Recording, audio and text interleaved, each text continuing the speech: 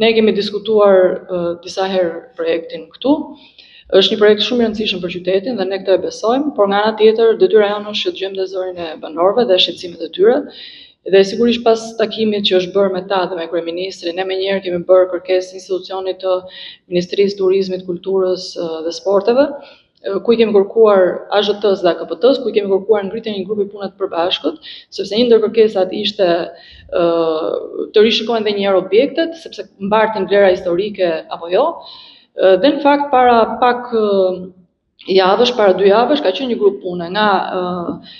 Instituti i Monumenteve të Kulturës me përfaqësues të Bashkisë Durrës, të cilët kanë dalë dhe kanë parë gjithë objektet. Së dyti kemi drejtuar një shkresë agjencisë shpronësimit,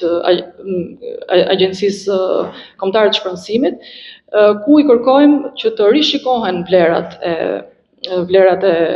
shpronësimeve, pasi ne kemi vlerësuar, ne kemi bërë një analizë të tregut dhe kemi parë që realisht me ato vlera,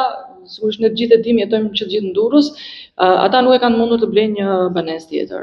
Për këtë arsye ne besojmë se kjo kërkesë e jona do të merret në konsiderat dhe do të bëhet e mundur që kjo vlerë e shpronësimit nga ajo që ne kemi marrë nëpërmjet ASHS-s apo ajo që na tregon ligji do të rishikohet vetëm për projektin Ditë të Durrësit.